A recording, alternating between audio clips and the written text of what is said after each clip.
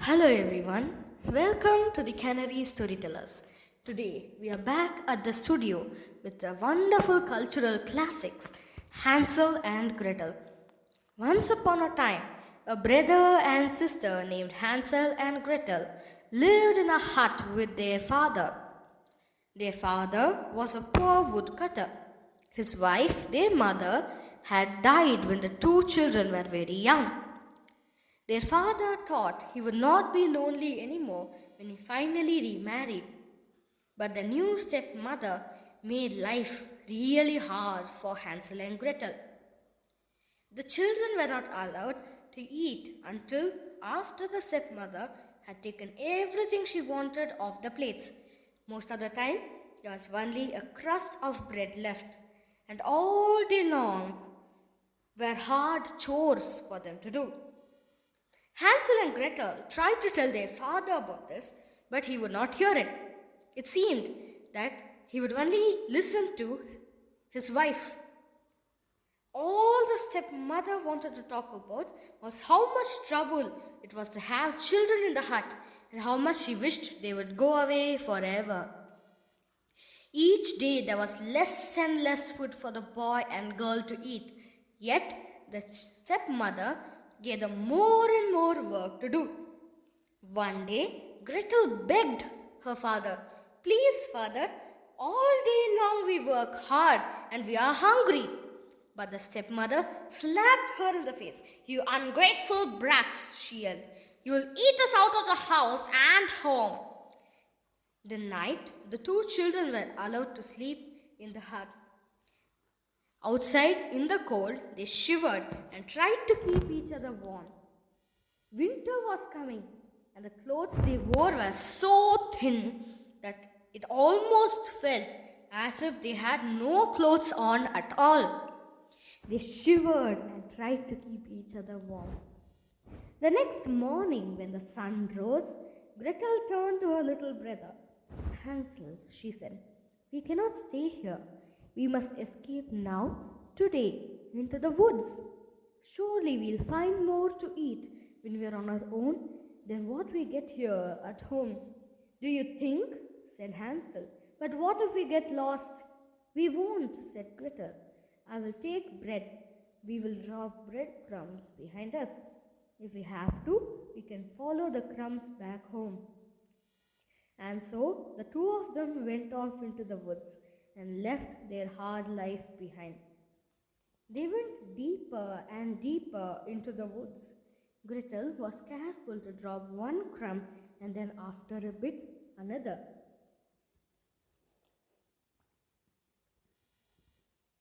But alas, they looked and looked for any sign of something to eat.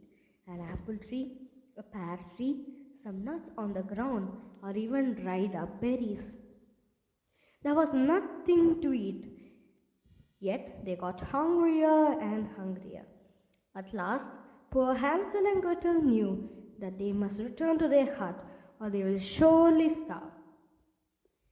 They would need to find the breadcrumbs and that would lead them home. Yet, when they looked for the crumbs, there was nothing to be found. All the breadcrumbs were gone. Birds whooshed into the air and its beak was a large crumb. Hansel and Gretel were struck with grief. The birds must have taken all of their crumbs. The wolf howled in the distance. The sun was setting. Hansel and Gretel were lost and hungry. Now they were scared too. "Gretel," whispered Hansel in fear, "what will we do?" She did not know what to say. All she could do was hug her little brother. Each minute it was getting darker and darker. Again a wolf howled in the distance. All of a sudden, Gretel saw a small light shining far away. Could it be someone's hut this deep inside the woods? "We must find out," cried Gretel. "Maybe whoever lives here is kind and will take us in." The two children sped as fast as they could to the light. When they got closer, they could not believe their eyes. If you can imagine, from top to bottom, the hut was made of candy. from his gingerbread roof with frosting all over the walls and with candies tucked into the frosting. Oh, what a sight it was to see! Gretel, Hansel cried out. Before Gretel could say, I bet it will be okay if we have to take a little taste. Both of them were ready, biting off small chunks and licking the sweet candy. A sharp voice, Who's nibbling at my house? Hansel and Gretel spun around. An old witch. Stunned, Gretel could only curtsy. If you please, ma'am, she said, as sweetly as she could. There was so much candy on your house, and we are so hungry. You have that right to my house, snapped the witch. Her voice dropped. Well then, said the witch in a gentler tone, come inside, I'll get something for you to eat. Hansel and Gretel looked at each other in delight. They skipped into the witch's hut. One fine meal of soup and bread, better than what they got at home.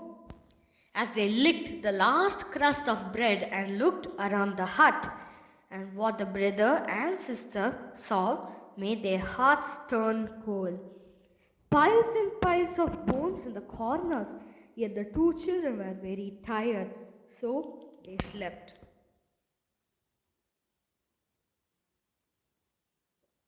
The next morning, when they woke, Hansel found himself locked in a cage.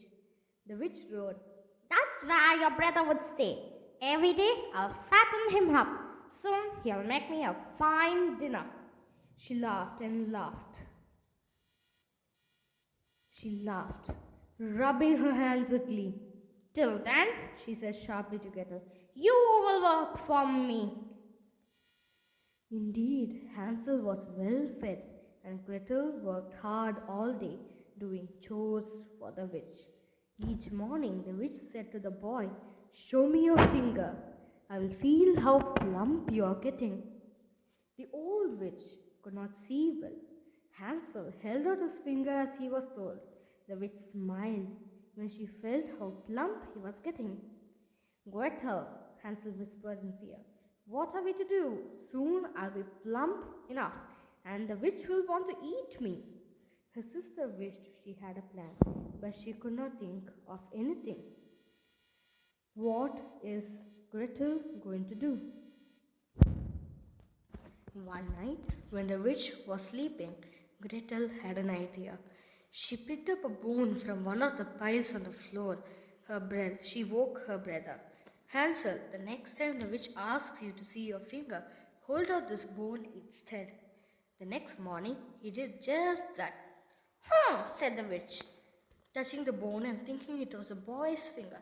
This is gonna take longer than I thought. At least I have some more time, Gretel thought, but still she could not think of any way they could get out of that.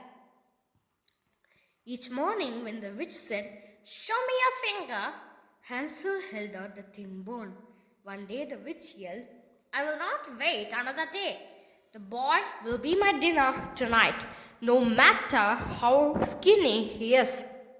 The witch ordered Gretel to start the fire in the oven at once. She must get it very hot. Gretel worked as slowly as she could. Why was the witch looking at her with such a sly smile? Be a dear, said the witch with a slow grin. Go inside the oven, will you? Tell me if it is hot enough. Gretel's heart skipped a beat. If she did that, the witch would push her inside and she would eat them both. She looked down. I'm not sure how to do that.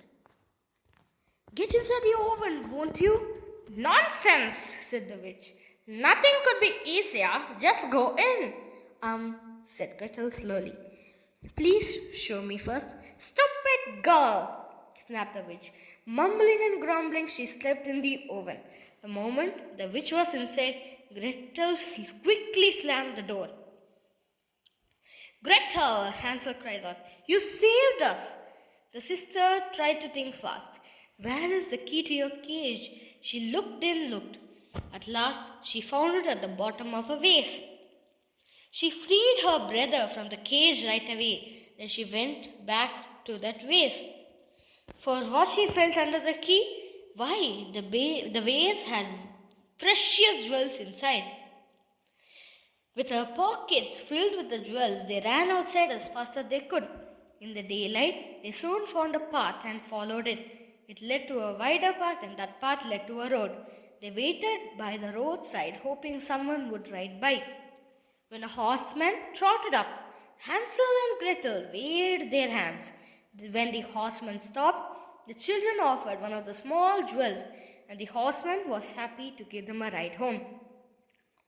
When the children opened the door to their house, their father was wild with joy to see them. He had worried and looked for them night and day since they had vanished. They learned that their stepmother died very soon after they left. For many years to come, Hansel and Gretel lived very happily with their father in the hut in the woods. This story is a really fun one. I love many fairy tales, and I myself have written many. The Canary Storytellers blog is going to be published. A new blog is getting opened as a website really soon. That you can upload your own stories and be sure it will be read on the channel. Even if there are 10,000 stories, don't worry, all of them will be read over a short period of time or a longer one. Sorry for the delay and irregular upload schedule. I have been focusing on my studies, but the Canary Storytellers team is working on a banger video.